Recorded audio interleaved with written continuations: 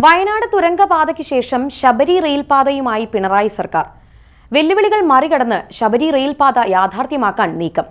സംസ്ഥാന സർക്കാരിന് പിന്തുണയേകി കേന്ദ്ര റെയിൽവേ മന്ത്രാലയം.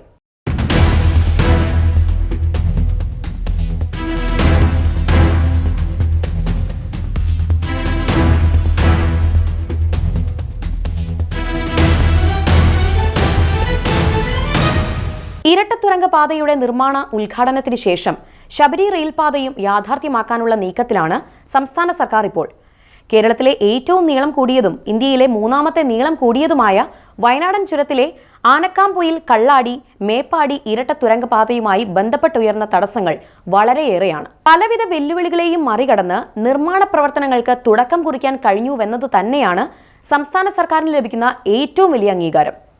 അതേവിധത്തിൽ ഉയർന്നുകൊണ്ടിരിക്കുന്ന വെല്ലുവിളികളെ മറികടന്ന് ശബരി റെയിൽപാത കൂടി യാഥാർത്ഥ്യമാക്കാൻ കഴിഞ്ഞാൽ കേരളത്തിന്റെ വികസന ചരിത്രത്തിലെ മറ്റൊരു അവിസ്മരണീയ കാൽവെപ്പായി ഇത് മാറുമെന്നത് ഉറപ്പാണ്. കേന്ദ്ര സർക്കാർ ഉയർത്തിയ തടസ്സവാദങ്ങളെ മറികടന്ന് ശബരി പാത യാഥാർത്ഥ്യമാക്കാനുള്ള അണിയറ നീക്കങ്ങളാണ് സംസ്ഥാന സർക്കാർ നടത്തിക്കൊണ്ടിരിക്കുന്നത്. റെയിൽവേ പദ്ധതി നടത്തിപ്പിന് വലിയ തടസ്സമായി നിലനിന്നിരുന്ന സ്ഥലം ഏറ്റെടുക്കൽ പ്രവർത്തനങ്ങൾ സുഗമമാക്കാൻ സർക്കാർ തീരുമാനിച്ചത് ഈ സന്ദർഭത്തിലാണ്. കേരളം സ്ഥലമേറ്റെടുപ്പ് ആരംഭിച്ചാൽ ശബരി പദ്ധതി മരവിപ്പിച്ച നടപടി റദ്ദാക്കുമെന്ന് കേന്ദ്ര റെയിൽവേ മന്ത്രാലയം സംസ്ഥാന സർക്കാരിന് നേരത്തെ തന്നെ ഉറപ്പു നൽകിയിരുന്നു.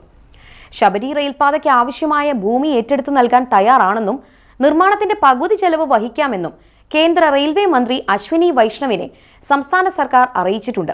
നിർദ്ദിഷ്ട ശബരി പാതയ്ക്കായി എറണാകുളം, ഇടുക്കി, കോട്ടയം എന്നീ ജില്ലകളിലായി 303 ഹെക്ടർ സ്ഥലം ഇതിനായി ഏറ്റെടുക്കേണ്ടതായുണ്ട്. 8 വർഷം മുമ്പ് നഷ്ടപരിഹാരമായി 128 കോടി രൂപയായിരുന്നു വകയിരുത്തിയിരുന്നത്. എന്നാൽ നിലവിലത് 3 ഇരട്ടിയായി വർദ്ധിച്ചിട്ടുണ്ട്. നഷ്ടപരിഹാരം, പുനരധിവാസം എന്നിവയ്ക്ക് വേണ്ടി ഭാരിച്ച തുകകൾ കണ്ടെത്താൻ സംസ്ഥാന സർക്കാർ നിർബന്ധിതരാവുകയും ചെയ്യും.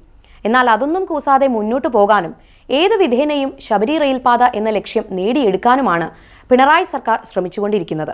ശബരി റെയിൽവേ പാത വിഷയത്തിൽ സംസ്ഥാന സർക്കാർ കൈക്കൊള്ളുന്നത് ആത്മാർത്ഥ സമീപനമാണെന്നും സർക്കാരിന്റെ ഭാഗത്തുനിന്ന് നേതൃത്വപരമായ ഇടപെടലുകൾ ഉണ്ടാകുന്നുവെന്നും തിരിച്ചറിഞ്ഞാണ് റെയിൽവേ പാത മരവിപ്പിച്ച നടപടി കേന്ദ്ര സർക്കാർ പിൻവലിച്ചത്. കേരളത്തിൽ നിന്നുമുള്ള പാർലമെന്റ് അംഗങ്ങൾക്കാണ് കേന്ദ്ര റെയിൽവേ മന്ത്രി അശ്വിനി വൈഷ്ണവ് ഈ ഉറപ്പ് നൽകിയത്. ഭൂമി ഏറ്റെടുത്താലുടൻ പാത നിർമ്മാണം ആരംഭിക്കുമെന്ന് railway board executive director Vivek Kumar സംസ്ഥാന ചീഫ് സെക്രട്ടറിയെ അറിയിച്ചിട്ടുണ്ട്. പദ്ധതി നടത്തിപ്പിനായി സംസ്ഥാന സർക്കാരും റെയിൽവേയും റിസർവ് ബാങ്കും ഉൾപ്പെട്ട ത്രികക്ഷി കരാർ രൂപീകരിക്കാനും റെയിൽവേ ബോർഡ് തീരുമാനിച്ചിട്ടുണ്ട്.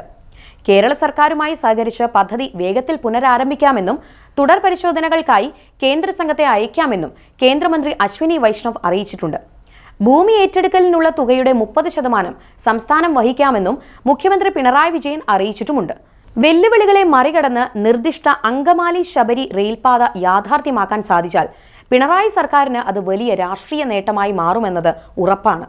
അങ്ങനെ വന്നാൽ UDF-നും BJP-ക്കും എല്ലാം അത് വലിയ തിരിച്ചടിയായി മാറുകയും ചെയ്യും.